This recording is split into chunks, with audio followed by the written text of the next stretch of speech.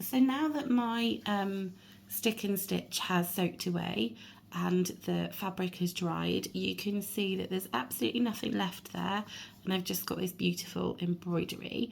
If yours is a bit wrinkled, you may need to give it a little bit of an iron before you do the next bit, but now it's time to hoop up and finish our decoration. So I'm going to open the hoop again and centre the design in my hoop. Loosen that a little bit and make it nice and tight, because once we have put the backing on, we won't be able to remove this again. So we're going to make sure it's nice and tight by keeping the screw at the top, and then, as we did before, just gently pulling on the fabric all the way around, just to make sure that we've got a beautiful finish that we're happy with.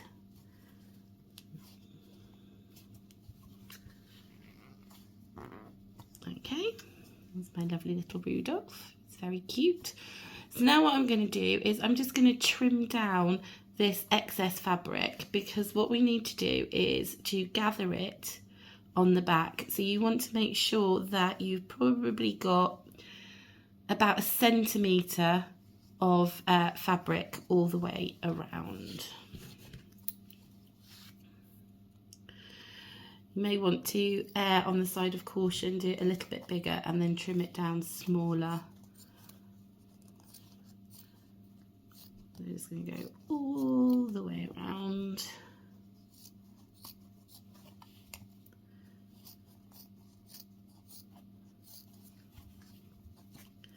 It's a bit awkward. I probably could have done with some bigger scissors actually for this. Doesn't have to be particularly neat because you're not going to see the edges. So you're going to probably need your chenille needle for this, and we're going to use the strong thread that's in your kit. Okay, and put a knot in the other end. It's quite a long piece of thread this. You could do this in 2 stages, but I like to keep it as one piece. So it's quite long, it might get a little bit tangled. So what we're going to do is a running stitch all the way around to gather up this fabric at the back, and then we are going to cover it with our felt backing. So I've used the freezer paper in the kit to iron onto the square of felt, and then I've just cut around it. I can peel that off now, and this will make a neater back. So I'm going to start with a running stitch. I like to start mine at the top of the hoop.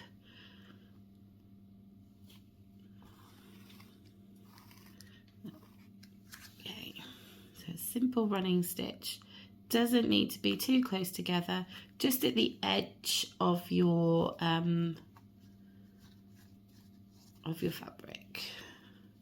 Doing a few stitches there on my needle, and then just pulling it through as I go along. You can see it's already starting together. This really doesn't need to be neat. Nobody is going to see this. The only person that knows what it's going to look like is going to be you.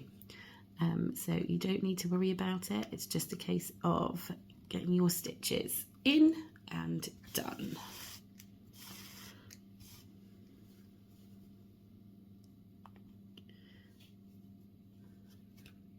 This is how I like to finish all of my embroidery hoops. Gives it a nice clean finish, and in all my kits I include the felt backing and the freezer paper just to make it a little bit easier for you.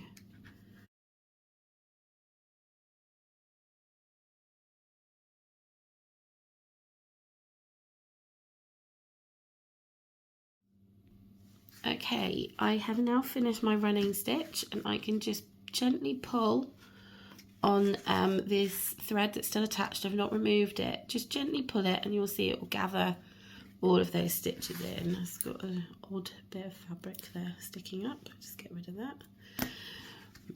And that will just gather all of those stitches in. And now, just to stop that from ungathering while I do the next bit, I'm just going to secure it with a little stitch at the top through those gathers and then through that loop to form a little knot. There we go, that's all gathered. So here is my felt that I'm going to put on the back, which is going to cover up all of that gathering and look nice and neat. So position your felt where you like it, and your thread will still be attached somewhere near the top where you've just knotted it off. So what I'm going to do is, if I just zoom in a little bit more so you can see, I'm going to bring my needle through the gathered fabric out just by the wooden hoop, pull that through, position my felt, and we're just going to do an over stitch. So I'm going to go into the felt, but I'm going to bring my needle up out of the fabric a little bit further along. So I'm going in straight opposite of where the thread is coming out. My needle is coming out at an angle here. So I'm going to go in, push my needle diagonally to the side and pull that through. It's a little bit tough to get started. And pull that nice and tight. And you've made a little stitch. Now what will happen is that your felt will try to kind of move to the side as you're stitching, so you do need to try and hold it in place. I'm going to do that again. So I'm going to go straight in opposite where the thread is coming out, in through the felt, and then push my needle across to the side, making a diagonal stitch. And as you bring it tighter, you're just making these small little stitches as you go around.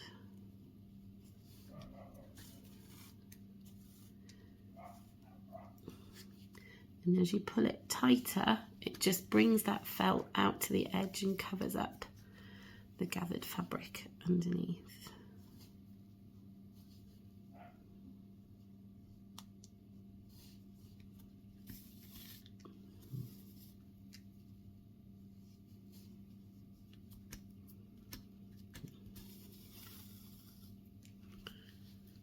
And continue that all the way around. Okay, so I've done my stitches all around and I've got to the end at the top here. So I'm just going to show you how to finish off and bury your knot neatly. So I'm going to go straight opposite as we have been doing and out. And then as we would normally finish, put the needle through the loop even, and pull that nice and tight for the last stitch. And then I'm going to thread my needle through the gap between the fabric and the felt and push it out a bit further down. Pull that thread through. Oh, it's got a bit tangled around this. Just be gentle. Pull that through. And then if you just pull that taut and cut close to the felt, it will bury the end inside and you've got a nice neat finish to your bauble. So the last thing we need to do is just add some finishing touches to the hoop. I've got my holly here that I have made and the baker's twine, which is included in the kit. It is easier to attach the twine before you put the holly on. So I'm just folded my twine in half and threading it through underneath. Pop the ends through that loop and pull tight, and then you have got this length and you can knot off and hang it wherever you want to. And then I have my holly to attach to the top. You just need a little bit of glue across the top of the hoop there, glue into position, and then it's ready to hang. I hope you are proud of your bauble, and I hope you've made a lovely heirloom keepsake decoration that you're going to treasure forever, or that you're going to give to somebody else who will treasure. If you've had any problems with the kit or any of the instructions, then please do get in touch with me. I would love to help, and I definitely would love to see your finished hoops. So please share them with me. Thanks very much. Bye.